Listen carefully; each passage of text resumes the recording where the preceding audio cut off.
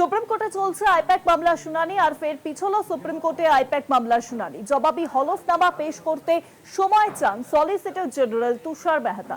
জবাবি হলফনামা না জমা হওয়ায় পিছলো শুনানি। আইপ্যাক মামলার গ্রহণযোগ্যতা নিয়ে উঠছে প্রশ্ন তুললেন সিদ্ধার্থ লোত্রা এবং মনু সিংভি। এখনো পর্যন্ত জবাবি হলফনামা পেশ করেননি জানালেন সলিসিটর জেনারেল তুষার মেহতা। সময় চাইলেন সলিসিটর জেনারেল তুষার মেহতা। আজকের মতো আইপ্যাক মামলা মুলতবি করা হয়। মামলায় পরবর্তী শুনানির দিন ধার্য করা হয়েছে 18 মার্চ।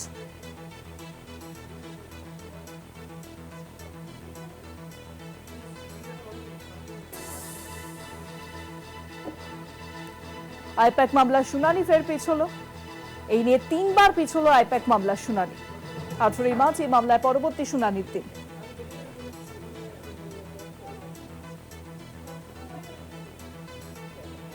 জবাবি হলফনামা পেশ করতে সময় চান সলিসিটর জেনারেল তুষার মেহতা।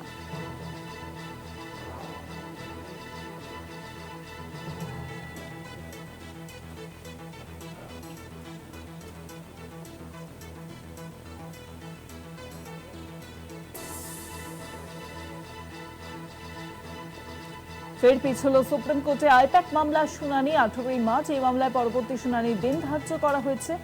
জবাবি হলফনামা পেশ করতে সময় চাইল সলিসিটর জেনারেল তুষার মেহতা। তিনি সময় চান এবং জবাবি হলফনামা না জমা দেওয়ায় পিছয়ে আজকের মতো শুনানি।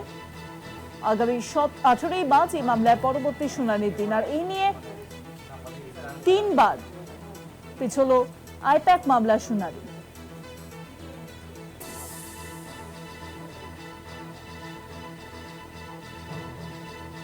তৃণমূল সাংসদ ও আইনজীবী কল্যাণ বন্দ্যোপাধ্যায় তিনি কি জানিয়েছেন আইপ্যাক মামলার শুনানি পিছনো নিয়ে, শোনাবো আপনাদেরকে।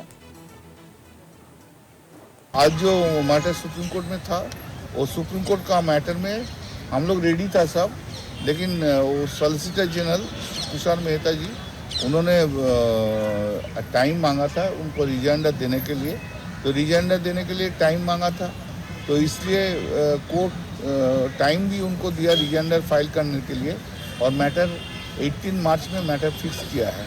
हम लोग रिटिफिकेशन मेंटेनेबिलिटी पॉइंट में जो पहले दिन बोला था उसको ओपन रखा था, उस पॉइंट में आज के हियरिंग के लिए बोला। तो जज साहब ने बोला जो मेंटेनेबिलिटी जो पॉइंट है वो पॉइंट भी वो दिन सुन लेंगे। এ বিষয়ে রাজনৈতিক মহলে কি প্রতিক্রিয়া, শোনাবো আপনাদেরকে। মামলা নির্বাচনের আগে হবে না, বোঝাপড়াটা প্রথম থেকেই খুব স্পষ্ট। যেদিন মুখ্যমন্ত্রী বেআইনি কাজ করেছেন সেদিনই ইডি তাকে হেফাজতে নিতে পারতেন, করেননি। নির্বাচনের মুখোমুখি একটা তথাকথিত আপাত বিরোধিতা উত্তেজনা বজায় রেখে দেখাবে কে কত বিজেপি বিরোধী। আসলে বিজেপি তৃণমূল উভয়ই চায় পশ্চিমবঙ্গের বুকে তৃণমূল সরকারটা থাকুক। তাই এইসব মামলা টামলা লোক দেখানো, আমার কথা তো মিলে যাচ্ছে। আমি প্রথম থেকে বলেছিলাম এই মামলা দেখবেন নির্বাচনের পরে হবে। শুধু আজকে তুষার মেহতার টাইম চেয়েছেন, পরের দিনে আবার কোনো একজন উকিল বলবেন যে তার কি অসুবিধা আছে, এই সমস্ত বাহানায় নির্বাচন ঘোষণা হচ্ছে, তার মামলা পরে হবে। অপরাধীরা অপরাধ করবে পশ্চিমবঙ্গে এবং তারা অপরাধ করেই পরস্পরের সঙ্গে বন্ধুত্ব বজায় রাখবে। এই মামলায় তো প্রমাণের বেশি কিছু নেই, কারণ যিনি এই ছিনতাইটা করেছেন তিনি প্রকাশ্যে স্বীকারই করে নিয়েছেন আমার মাল আমি নিয়ে যাচ্ছি, না বলে কারো কাছ থেকে জোর করে জিনিস নিয়ে যাওয়া। আর যেখানে তদন্ত চলছে এইরকম একটা গুরুত্বপূর্ণ কয়লা কেলেঙ্কারি, সেখান থেকে ফাইল, ল্যাপটপ, মোবাইল নিয়ে যাওয়া, স্বাভাবিকভাবে এটা একটা চরম অপরাধ। আর পুরো দলবল নিয়ে একটা ডাকাতি টিম গঠন করে এই কাজটা হয়েছে, প্রেসের সামনে সমস্ত ছবি তার আছে। অতএব সেই কারণে অপরাধ তো পরিষ্কার প্রমাণ হয়ে গেছে। নানান কারণে মামলা আগে পিছু হতে থাকে, কিন্তু অন্তিম যে অবস্থা সেটা থেকে পরিষ্কার আমরা মনে করি যে জেল, জরিমানা, মুখ্যমন্ত্রী পদ থেকে সরানো সবটাই হওয়া উচিত।